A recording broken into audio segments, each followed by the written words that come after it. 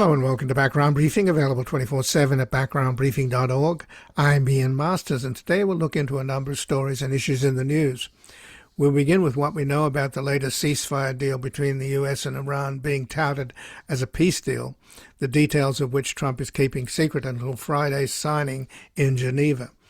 Joining us is Matthew Petti, an assistant editor at Reason magazine, who has previously reported for the BBC in Persian and English, The Intercept, The Daily Beast, New Lines magazine, Responsible Statecraft, Middle East Eye, and The National Interest, among other publications. He covers U.S. national security policy and his interactions with American society and domestic politics. We'll discuss his latest article at Reason, The Iran War is Over for Now. The US and Iran have moved to the next stage of the peace process. Hawks on all sides are terrified that it will succeed. Then we'll examine efforts by the G7 heads of state at the summit underway in France to end the war in Ukraine by having Zelensky meet with Trump to try to change the US role from a messenger between both sides to a mediator that supports rather than punishes Ukraine. Joining us is Charles Kupchan, who was Director for European Affairs on the National Security Council during the Clinton administration. He is now a Professor of International Affairs at Georgetown University School of Foreign Service and also served as a Special Assistant to President Obama for National Security.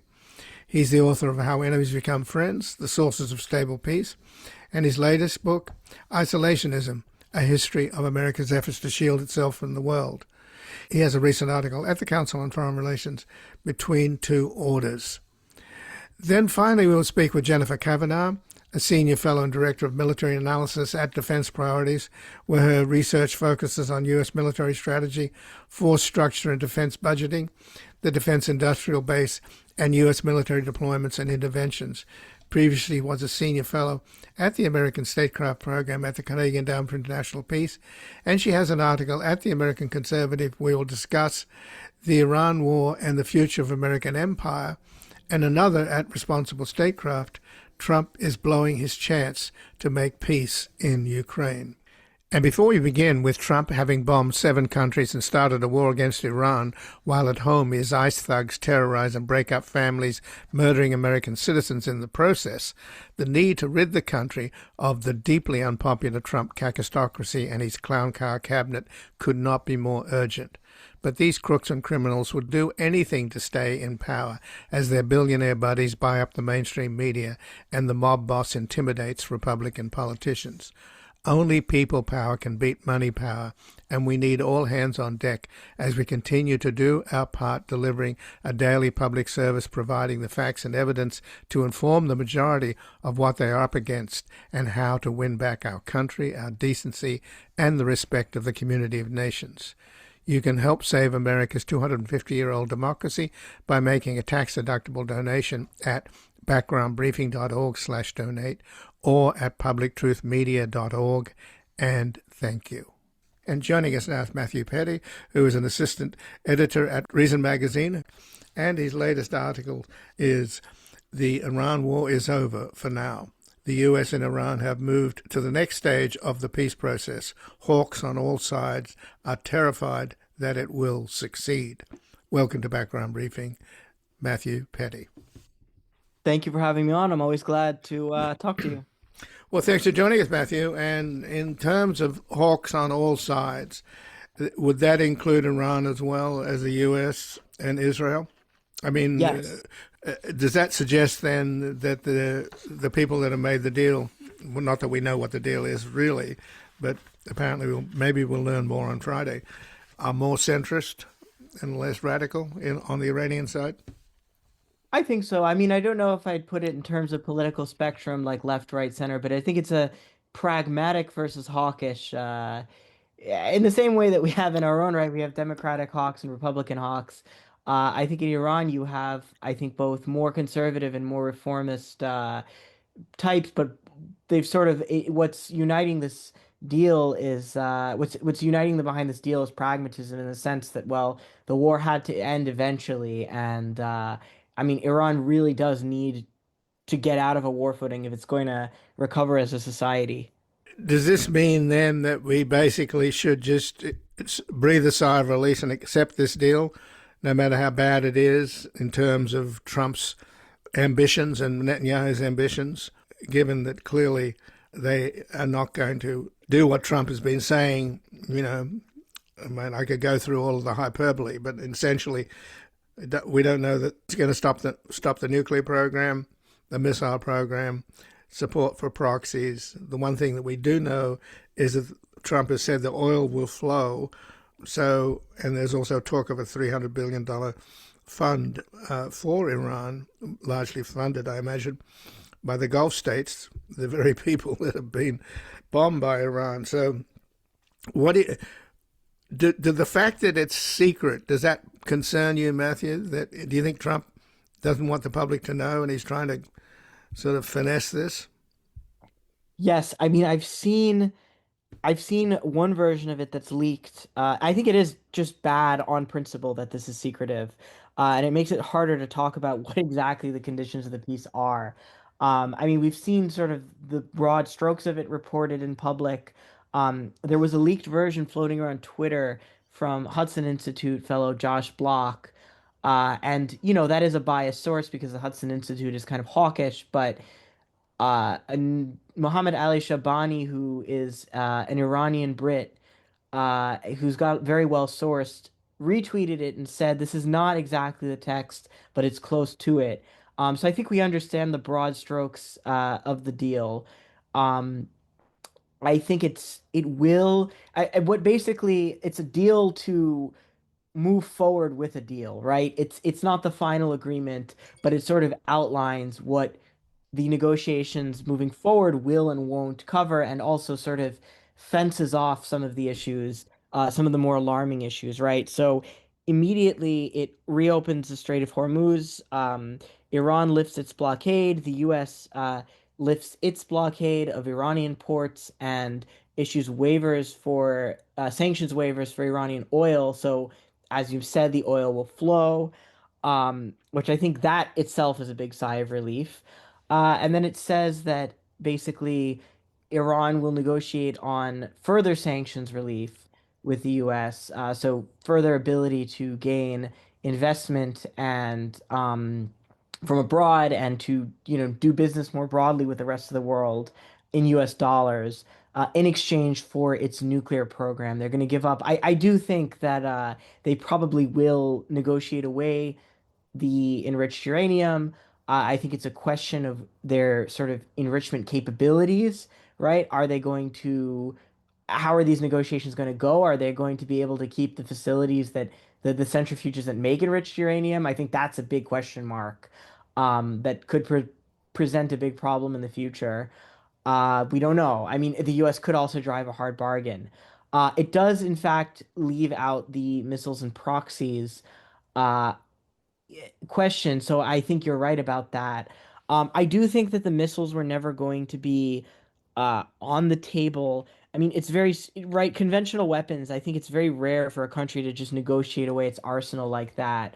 The last example I can think of is like Germany in the Treaty of Versailles, but that was a defeated country. That was a surrender agreement.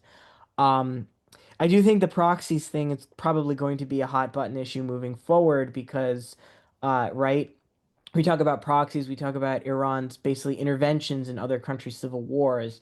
And of course, Israel and the Arab countries don't like that.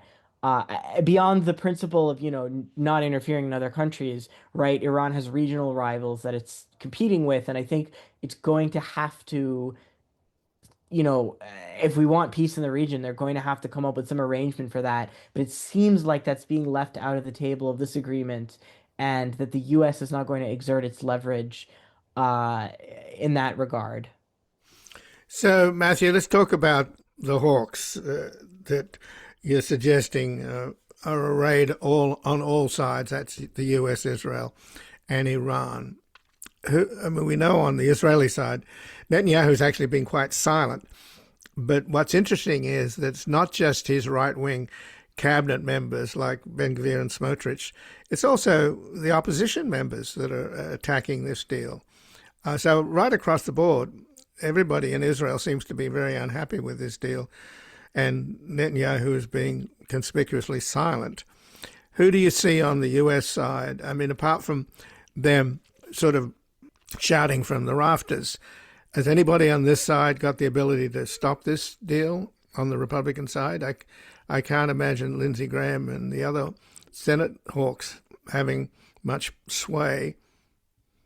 So in the US, we have a law called the Iran Nuclear Agreement Review Act of 2015. And it's sort of a it's sort of a result of the constitutional wrangling during Obama's diplomacy with Iran, because the Obama administration couldn't get a two-thirds majority in favor of the Iran deal. So what they did is they didn't make it a treaty ratified by Congress. They made it a sort of executive agreement between two countries, right? Sort of by the goodwill of the heads of state.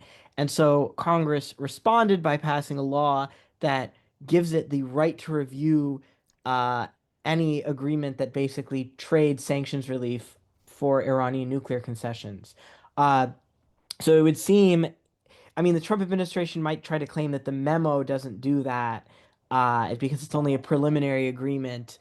But probably whatever final agreement comes of that will be subject to congressional review, and Congress will have the ability to vote it down, basically. And I suspect that this is going to be a nasty fight.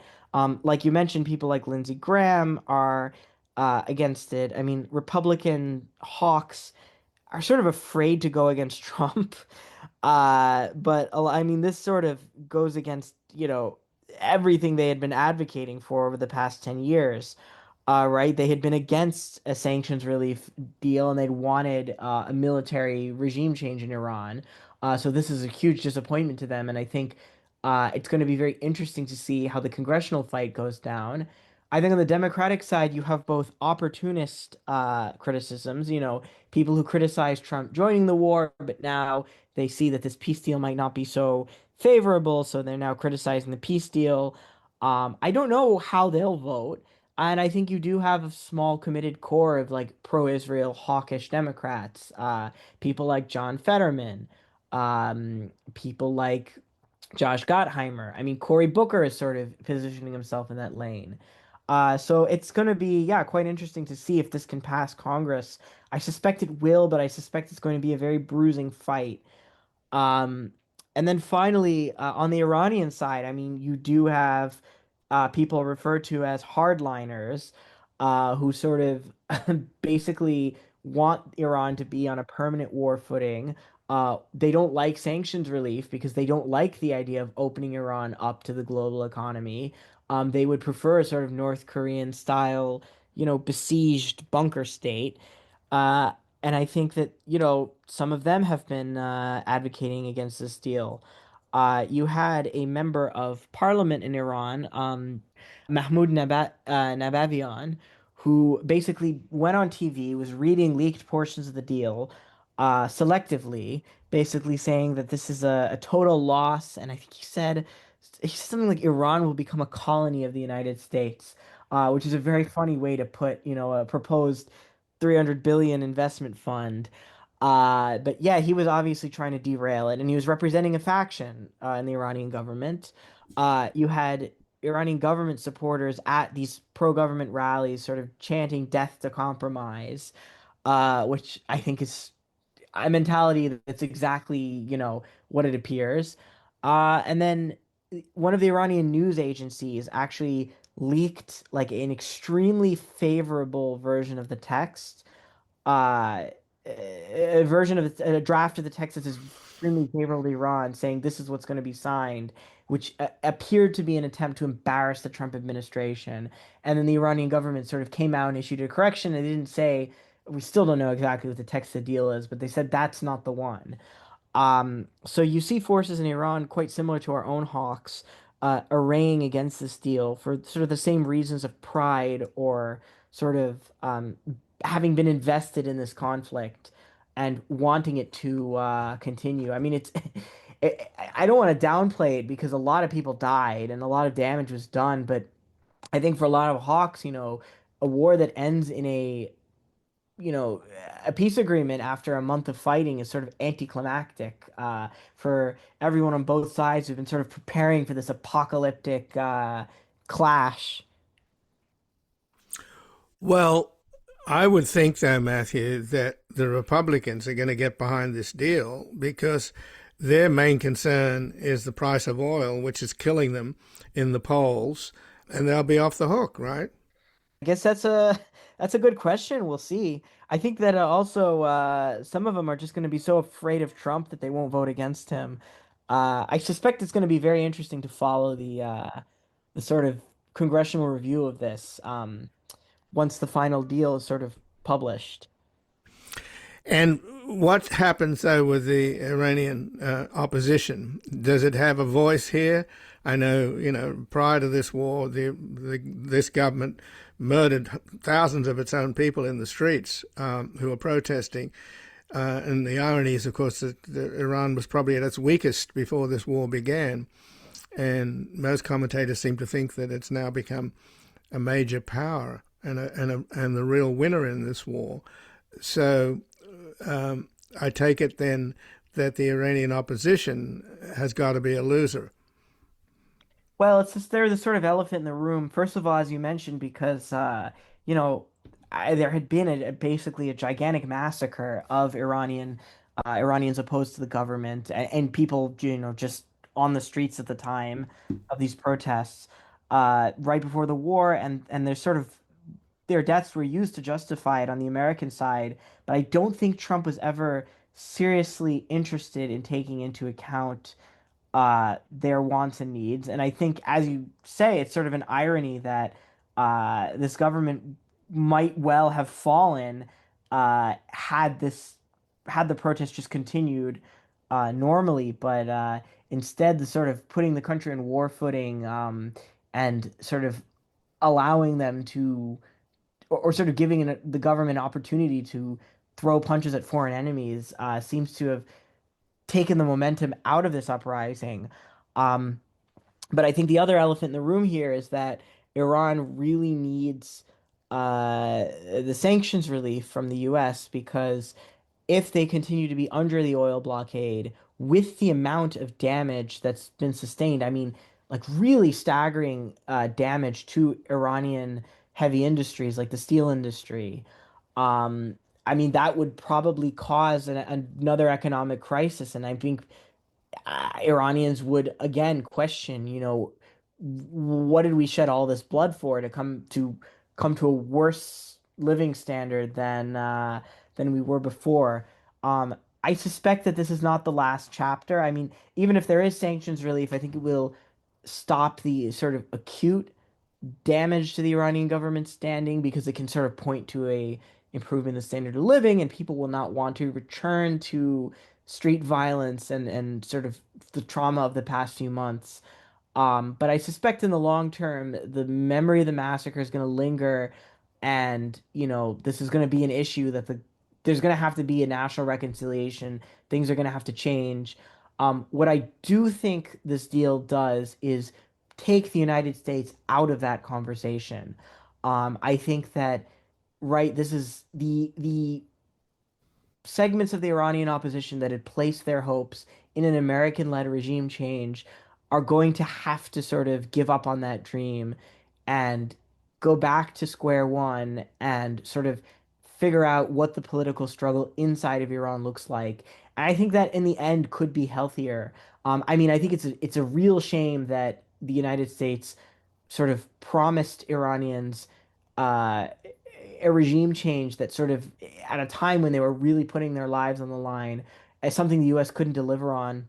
But I do think that like it might be much healthier for the future of Iran to be decided among Iranians, not with sort of an American elephant in the room.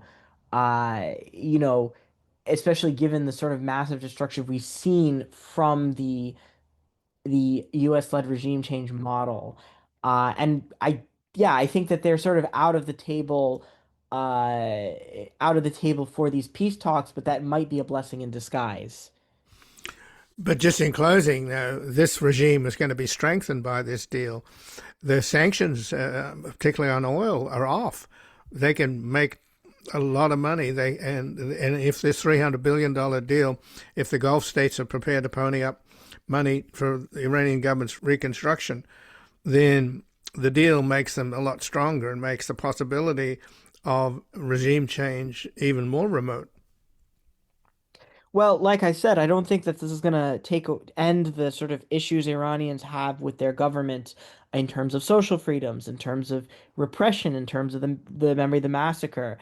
It will, quote, strengthen the government in the sense that it's going to like stymie the economic crisis and allow for reconstruction of the country. But you know, that's sort of it's strengthening the government just in the sense that it's making society better for everyone, for all Iranians, Mm. and that Iranians won't be so desperate. But I don't think it's necessarily the end of sort of domestic politics and opposition within Iran. I think it's just going to change to a different set of issues. And again, I think it's probably healthier if we're seeing protests over religious law restrictions and sort of accountability for repression instead of bread riots, right? I mean, the theory of change from not giving sanctions relief is that if you starve the country and prevent it from rebuilding, then it will make people desperate and cause the sort of violent unrest that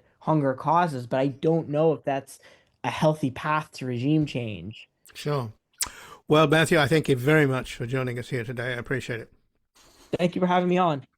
And again, I've been speaking with Matthew Petti, who is an assistant editor at Reason Magazine, who has previously reported for the BBC in Persian and English, The Intercept, The Daily Beast, New Lines Magazine, Responsible Statecraft, Middle East Eye, and The National Interest, among other publications. And he covers U.S. national security policy and its interactions with American society and domestic politics. And his latest article at Reason is The Iran War is Over for Now. The US and Iran have moved to the next stage of the peace process. Hawks on all sides are terrified that it will succeed. We're going to take a brief station break. We're back examining efforts by the G7 heads of state at the summit underway in France to end the war in Ukraine by having Zelensky meet with Trump to try and change the US role from a messenger between both sides to a mediator that supports rather than punishes Ukraine. We are many with eyes, but don't all really see. You must be merciful, my friend, to obtain the same. So if you break the chain, don't pass the blame. We should say unto all, and I'll say it again, it's not just a win. Shake a hand, make a friend. We who are pure at heart somehow might see there's still light in the world. Come rejoice with me. It's a new day. A new world order, a brand new day. It's a change in mind for the human race. It's a new world order, a brand new day. Welcome back. I'm Ian Masters, and this is Background Briefing, available 24/7 at backgroundbriefing.org. And joining us now is Charles Kupchan, who was Director for European Affairs on the National Security Council during the Clinton administration. He's now a Professor of International Affairs at Georgetown University School of Foreign Service, and also served as a Special Assistant to President Obama for National Security. And he's the author of How Enemies Became Friends, The Sources of Stable Peace. And his latest book is Isolationism, A History of America's Efforts to Shield Itself from the World. And he has a recent article at the Council on Foreign Relations, Between Two Orders. Welcome to Background Briefing, Charles Kupchan. Good to be back with you, Ian. Well, thanks for joining us. And the G7 is underway on the French side of Lake Geneva. And on Monday, President Macron of France was caught on a hot mic admitting to Zelensky that he'd had a very difficult discussion with Trump on Monday about Ukraine. But then today, Tuesday, it looks as if Macron was able to get Zelensky into a meeting with Trump where they tried to convince Trump that he should no longer be a messenger between the two sides, but a mediator, and even suggested maybe that he should host a summit between Zelensky and Putin in Washington. So we know that Trump, for some reason or other, has an inordinate affection for Putin. He seems to defer to him on every occasion and speaks often to him on the phone for an hour and a half. There's never any readout, so we don't quite know what they talk about. And we also know that he's not happy with Zelensky. And the most outrageous fact, to my mind, is that Zelensky has offered the latest drone technology to the U.S., who is getting, hit by Iranian drones in the Middle East. And for some reason or other, Trump is not allowing that deal to go through, even though Hegseth and the Secretary of the Army, Driscoll, desperately want the latest technology from Iran. So is there a sea change underway? Are the Europeans convincing Trump that after you deal with Iran, now it's time to deal with Ukraine? I think, Ian, that's wishful thinking. Overall, I think the G7 summit is as good as it's going to get, in the sense that it comes just after Trump concluded a deal with Iran that is supposed to end the war. We'll see if it's signed on Friday, but I expect it will be, because otherwise I think this would have been a very awkward summit, with Trump feeling vulnerable, complaining that Europeans aren't doing more to help the United States. But because of that deal, I think he arrives in a better mood, and in some ways the summit can focus on what the day after. Where do we go now that this conflict has ended? So what that means is that rather than spending all their time finger pointing on Iran, they can have a constructive conversation about other issues, including Ukraine. I don't think that Zelensky or Macron or anyone else is going to move Trump off his space on Ukraine. He came out openly in Avion and said, this is not our problem. Ukraine is thousands of miles away from the United States. This is not our problem. And so even though he may now reimpose sanctions against Russian oil, because oil is going to again flow out of the Persian Gulf, I don't think you're going to see any significant change in U.S. policy. It will be up to the Europeans to continue to support Ukraine militarily. Maybe Trump will re-engage diplomatically, because effectively he dropped the ball once the Iran war began. His two envoys, Kushner and Witkoff, have been spending all their time trying to negotiate with the Iranians. Maybe now they'll go back and try to cut deals between the Ukrainians and the Russians. But out of this summit, there will be no significant change in U.S. policy.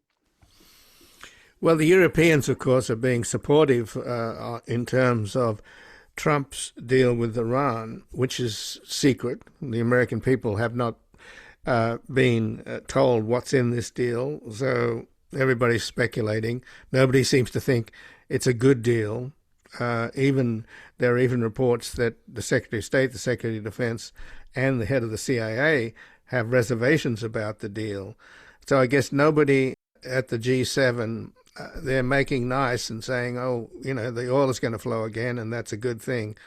But privately, I imagine they're all thinking, like a lot of people over here, including me, think that this is probably a terrible deal. And why aren't they telling us about what's in this deal? And we'll maybe learn on Friday. But from what we've been told, it's not a good deal at all. Well, I think on balance, the Europeans are comfortable with the deal, because the one thing that they wanted is to open the Strait of Hormuz and see the oil flow again, because everybody has been facing rising gas prices, rising inflation, and it is causing political problems for every leader, including Donald Trump. He says he doesn't care about the midterms. Of course he cares about the midterms. He doesn't want to see a wipeout of the Republicans in November, and I think that's one of the reasons that he cut this deal. Is it a good deal or a bad deal? In many respects, it's not a deal. It is basically a ceasefire, and then the conversation will begin, because none of the underlying issues that the United States went to war for, the future of nuclear enrichment, what to do with Iran's highly enriched uranium, the ballistic missile capability, Iranian support for proxies, There is no agreement on any of those issues. And so we won't really be able to judge whether this is a good thing or a bad thing until we see whether Trump is able to make any progress on those issues. And my guess is what you're going to see is negotiations that drag on for months, much beyond the 60-day ceasefire. But I don't think Trump has the stomach to go back to war. And so I think you'll just see him kick the can down the road on those core issues. But if none of the reasons you went to war have been solved, and the big ones are the nuclear, missiles, and proxies, all you're getting is that the oil is going to flow. There's a lot of ambiguity over whether the Iranians are going to rename the toll booth a service fee. And on top of that, there's talk of a $300 billion fund to rebuild Iran. I mean, that's got to really depress the Iranian opposition, who this government were murdering in the streets, and they were at their weakest point before this war began. And now it seems that the Revolutionary Guard Corps and the theocracy is more brutal, more in control, stronger than ever. So it doesn't look like a win to me.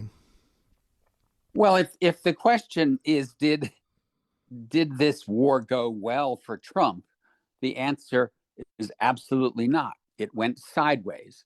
He attacked Iran, assuming that the regime would fall, that the Iranian people would take to the streets, and that he would go down in history as the American president who had the guts to do what no one else would do, and that is take down the Islamic Republic. Well, now you have a new Islamic Republic, which is controlled, as you put it, by people, by generals who perhaps are less ideological and less theocratic than the previous leaders, but they're certainly hardline, and they feel empowered because they now know that they can hold the international economy hostage by closing the Strait of Hormuz at will. Trump is additionally, I think, in a bad spot because he pulled down the Obama nuclear deal with Iran. And now, if he's lucky, he's going to strike a deal that will end up looking a lot like the Obama deal, except he spent hundreds of billions of dollars in a war with Iran, and he has not produced anything much better. So historians will judge whether this war accomplished anything when the dust settles, but at least for now, this is not a war that has done much for the United States or Donald Trump. And as I said, I think he just needed to end this war, and for now we'll kick the can down the road on the tough issues that will be the focus of the negotiations in the coming weeks and months. So, Charles, do you think he can spin this into some kind of victory to the public? Will they be just relieved that the gas prices come down and not recognize the folly of what Trump has done? Because one of the most amazing things to me is that, the Iranian Revolution back in '79, they took U.S. diplomats hostage, 444 days of the hostage crisis. That's seared into our memory. So the idea that a regime that starts out taking hostages would not take the Strait of Hormuz as a hostage is just mind-bogglingly stupid on our part. No, I don't think that Trump can talk his way out of this one. I think he has done irreparable damage to his presidency, in part because his own base was unhappy about this war, and in part because it's a war that has exacerbated the affordability crisis that he said he was going to solve. So even if you get the Strait of Hormuz open, it's going to take time for the oil to hit global markets. It's going to take time to bring the gas prices back down. And as a consequence, I think you will see the Republicans pay a price for this war at the ballot box in November. But my guess is what will happen is that even as these conversations go forward with Iran, the conversation will change. Trump will simply try to make the narrative about something else. Maybe Ukraine, maybe we're going to do something in Cuba, maybe he's going to go back to Greenland. Trump is very good at changing the conversation, keeping the narrative going in directions that he wants to go. And so it may be that the strategy here is just to get Iran off the front page, move it to the midsection, and then eventually out of the newspapers and the TV altogether. So I'm not expecting a signed, sealed, and delivered deal with Iran anytime soon. But I am expecting Trump to try to change the focus and get the conversation on other issues. Well, that's his technique, isn't it? He's a reality TV guy, so he changes the subject and gives you a cliffhanger and stay tuned for the next episode. But, well, he's very good at it, right? I mean, it works for him, right? Until reality intrudes. Well, he keeps trying to change the reality. Well, but in this particular instance, I don't think that he will succeed, in the sense that, as I said, I think he's done irreparable damage to his presidency by launching a war that went sideways. So you mentioned Ukraine, and that's the main subject, it seems, of the G7 talks underway in France at the moment. And on Friday, Trump will go across Lake Geneva. Well, I don't know whether he will even attend the signing. There's no certainty about that.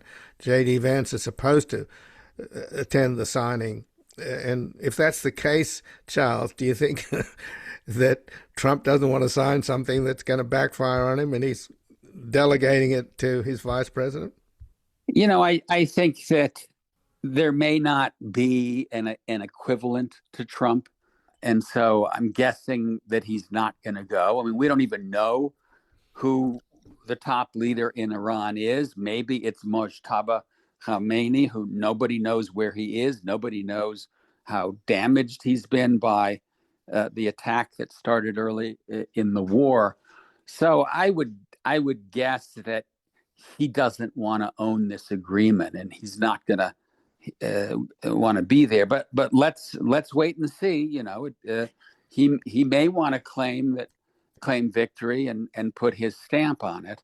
But I think it's too soon to tell. And yeah, I mean, I do think that the G7, and this is often the case, gets dominated by breaking news. In this case, Iran and Ukraine. But there is still the longer term agenda that they'll try to focus on about global rebalancing of the economy, about AI, and trying to secure a safe rollout of AI. So you may see something on those issues, but they're going to get short shrift because the conversation focuses on the urgent, sometimes at the expense of the important.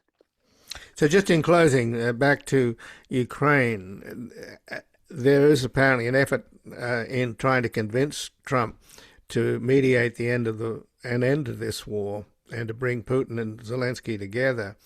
And one of the arguments they made to Trump was that Russia is not winning and Ukraine is doing incredibly well, given that it was on its back foot for so long. So they're trying to appeal to Trump's notion of he likes to back winners. And as we speak, just 9 miles from the Kremlin, this massive oil refinery is on fire. So that's really, and we're hearing rumors of restiveness from inside Russia.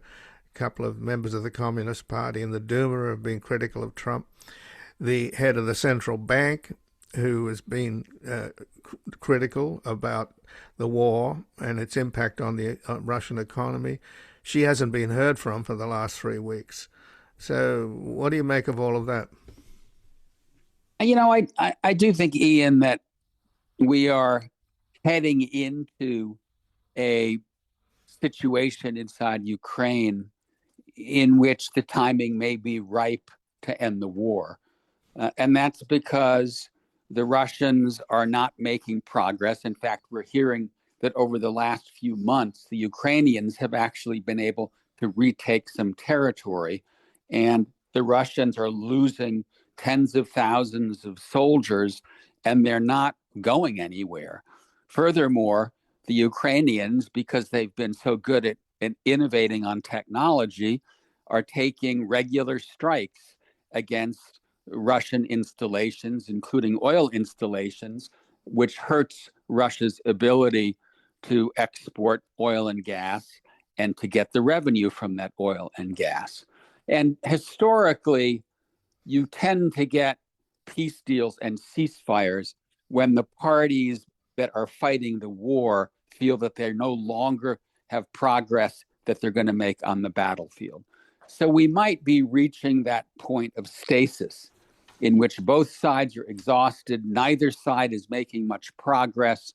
That's when you step in and try to broker a deal. So, yeah, I do think that Trump should try to refocus his diplomatic attention on Russia and Ukraine, get his envoys going back and forth between the two parties, and see if he can't take advantage of the stalemate on the battlefield to bring this war to an end. Well, Charles Kupchan, I thank you very much for joining us here today. My pleasure, Ian. Good to be with you. Well, thank you. And again, I've been speaking with Charles Kupchan, who was Director for European Affairs on the National Security Council during the Clinton administration. And his latest book is Isolationism, A History of America's Efforts to Shield Itself from the World. And he has a recent article at the Council on Foreign Relations, Between Two Orders. We're going to take a brief station break. We're back looking into the Iran war and the future of American empire and how Trump is blowing his chance to make peace in Ukraine.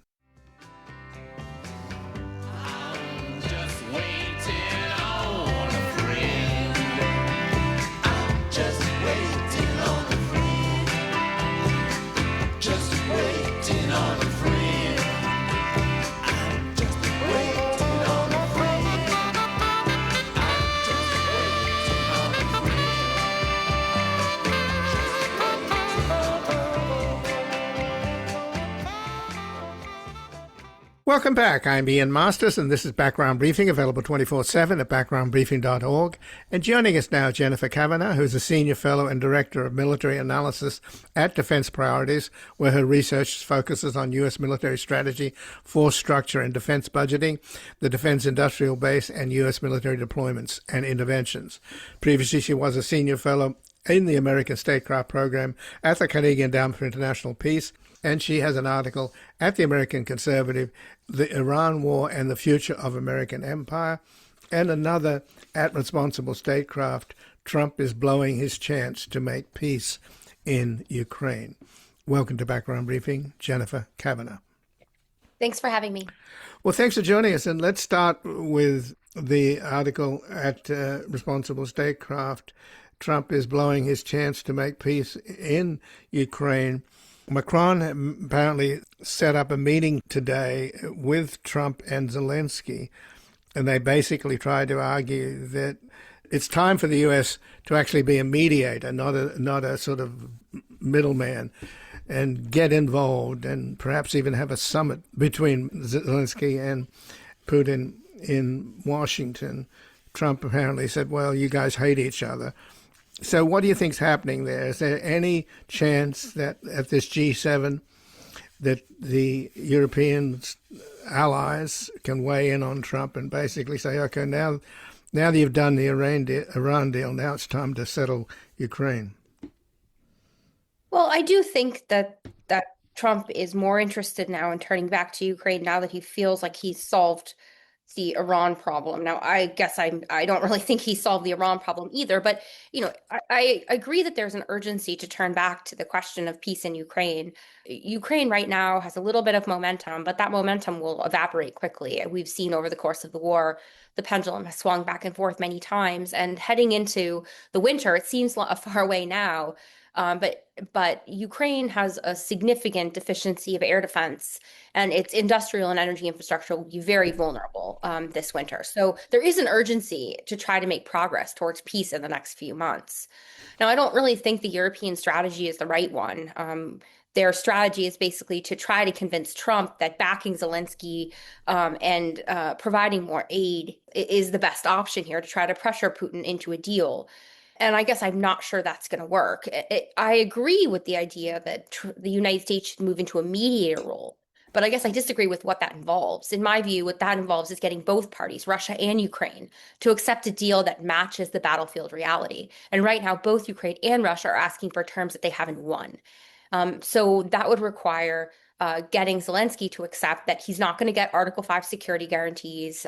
It's going to be something much less. He's going to have to make some compromises on territory. But it would similarly require getting Russia to accept that it's not going to get territory that it hasn't won on the battlefield. And I guess I'm not sure that Trump is ready to play that role. And his statements today didn't really commit to the U.S. doing much of anything. And what do you think is happening with Putin's position? There have been some criticism from Communist Party members of the Duma, the head of the central bank, who's been critical of the war and its negative impact on the Russian economy. She's disappeared, hasn't been heard from for the last 3 weeks. Today, 9 miles from the Kremlin, there's a huge fire because the Ukrainians struck a big oil refinery just outside of Moscow. That's presumably will get the people's attention. The assumption here is that Zelensky's position is strengthening and Putin's position is weakening. Do you agree with that? Well, I agree that Ukraine has had some successes that have given it some momentum. It seems to have the advantage right now in the drone space on the front line, which has allowed it to prevent any sort of significant Russian summer offensive, and its deep strikes have been increasingly effective at striking targets inside of Russia, including those targets that will be visible and apparent to the domestic public, forcing the Russian population to maybe feel the war in a way that they haven't to this point.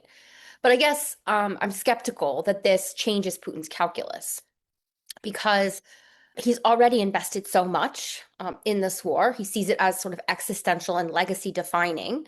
And it's true that the economy is suffering, but it's not clear the economy is suffering enough to force him to stop the war. Countries that are determined to keep fighting can find economic resources. They can strip those resources from other accounts.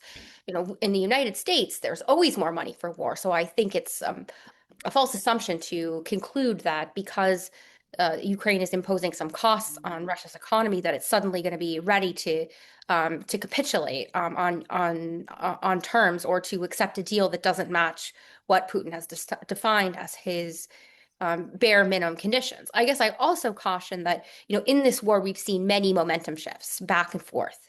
And right now, the momentum seems to have shifted in Ukraine's favor, but I think it will shift back to Russia just by watching the pattern of this war soon enough. And so this idea that Ukraine now has a significant advantage, I think is a little bit of an illusion. We even have comments from Ukraine's former foreign minister saying that exactly, which is that this is a little bit of an illusion and it doesn't really change the trajectory of the war or the likely outcome, even if it changes how the war feels to us right now. So, Jennifer, let's turn to your article, The American Conservative, the Iran War and the Future of American Empire. It does seem that there's no way, I mean, there is a way, because Trump is great at spinning and changing the subject. You know, he's a reality TV guy.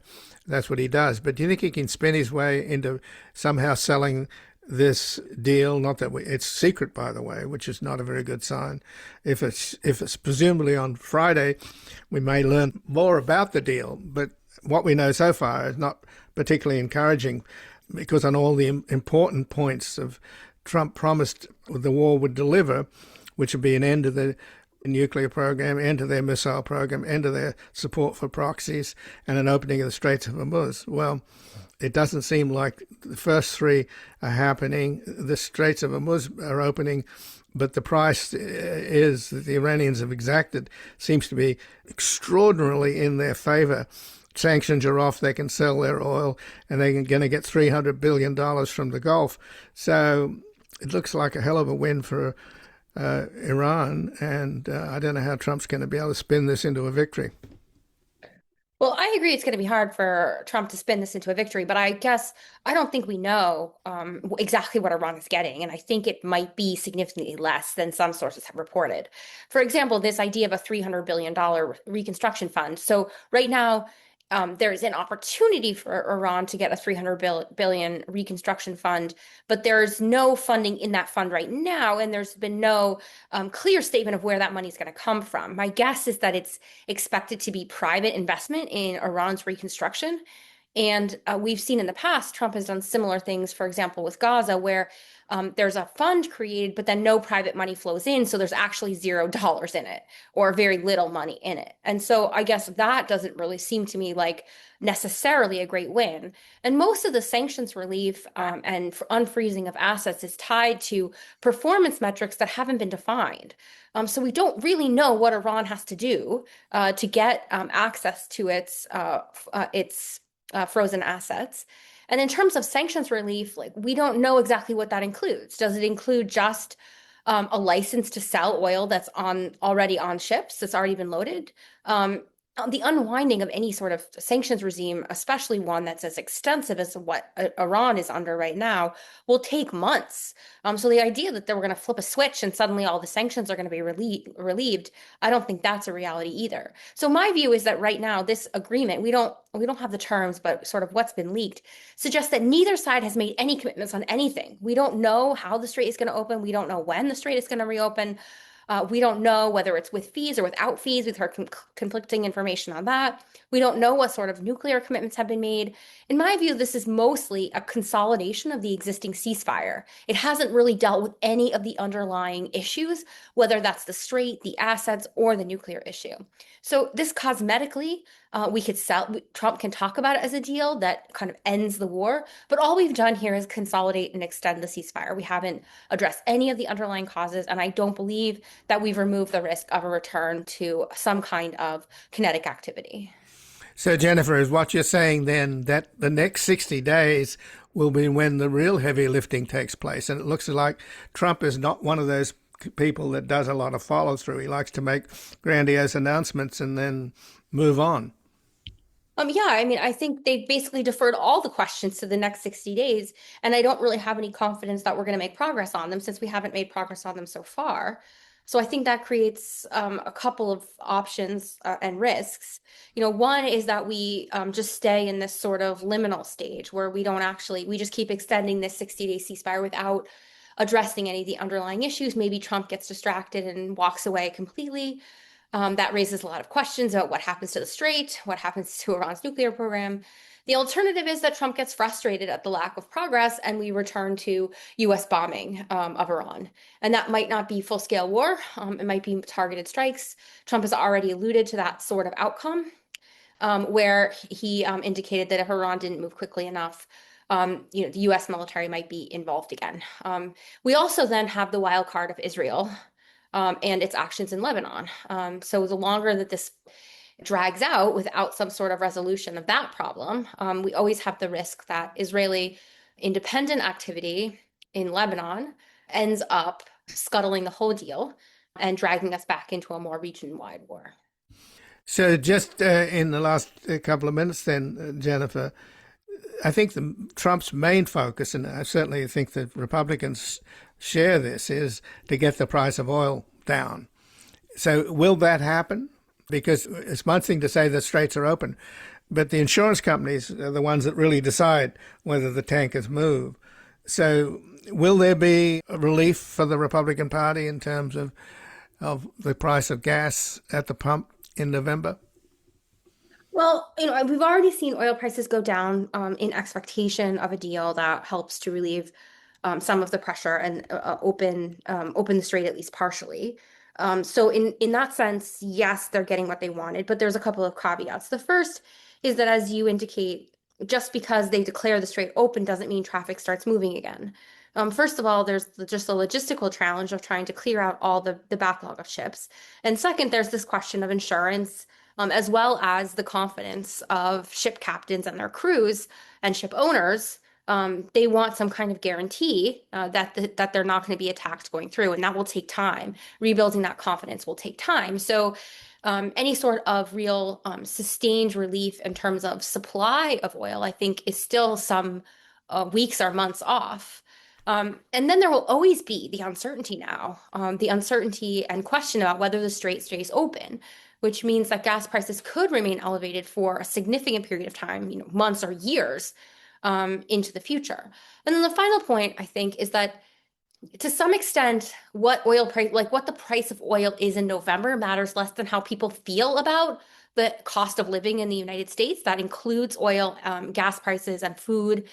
And so if people have already made up their minds that things are too expensive and their economic position is worse than it was before, this could already be baked into their decisions in November. And it won't matter if gas prices come down in late October, it may be too late. So there's the risk for the Republican Party now that the damage has been done in terms of electoral impact. So in terms of the work that you do, though, Jennifer, what you think is the lessons learned? Because it seems that, again, the asymmetrical warfare phenomenon and reality of today indicates that smaller powers like Ukraine can hold off larger powers like Russia, and in the case of the Persian Gulf, the Iranians can hold off the United States, the world's leading superpower.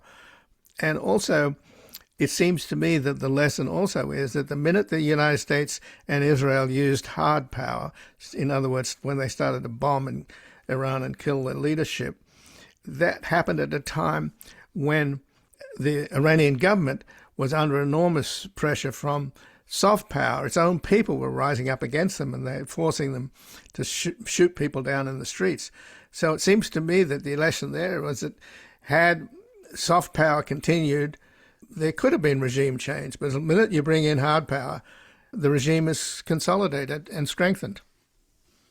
Well, I think maybe there's two key lessons. The first is I agree with you that there are more significant limits to military power and what even advanced militaries can achieve today. That's partly due to technological changes, partly due to the economic cost of war. And these changes are, may not be permanent. It's possible that the advantage could swing back in the favor of big advanced militaries. But at least for now, there are significant constraints on what can be achieved using hard power. That doesn't mean it's useless. You can achieve some kinds of outcomes, destruction, prevention, but regime change and sort of creating positive outcomes seems out of reach right now. I think the second is specific to the United States, really, is the United States historically has done tons of military interventions to try to shape outcomes abroad. And politicians tell us that these things are in U.S. interests, that they make the U.S. better off. And my work suggests that they just almost never do. They don't make things better for U.S. citizens. They don't make things better in the countries we intervene into. They cost a lot of money, and they tend to make things much worse. So just looking back at history, I mean, the Iran war looks really similar to past mistakes the U.S. has made. I guess I'm pessimistic that our leaders will finally learn that a more restrained approach to the use of military force would be better for the United States. But every data point maybe helps move us in that direction. Well, Jennifer Kavanagh, thank you very much for joining us here today. Thank you so much. And again, I've been speaking with Jennifer Kavanagh, who's a Senior Fellow and Director of Military Analysis at Defense Priorities, and she has an article at Responsible Statecraft, Trump is Blowing His Chance to Make Peace in Ukraine. And this has been Background Briefing. I'm Ian Masters, and I'd like to thank producers Graham Fitzgibbon and Asher Price. And if you've missed any of today's program and would like to explore our vast archives, you can visit us at backgroundbriefing.org, where we'll include extended interviews searchable by topic and have made it easy for you to sign up for the daily email updates that provide links to resources, articles, and books discussed on the program. Also, you can find links there to subscribe wherever you get your podcasts, and we highly encourage your ratings and reviews on these platforms. And you can find us on Twitter, Blue Sky, and Facebook at Ian Masters Media, and our new social media managers, Evan and Luke Susswood, are also posting highlights from the show on YouTube, TikTok, and Instagram at Ian Masters Media. So please do help us reach more listeners by sharing this program with friends, family, and colleagues. And to help us sustain this program into the future and assure it remains free to all, please take a moment to support us by going to backgroundbriefing.org/donate, where your tax-deductible donations, large and small, keep us broadcasting. And I'll be back again tomorrow with another background briefing at backgroundbriefing.org. Bye for now.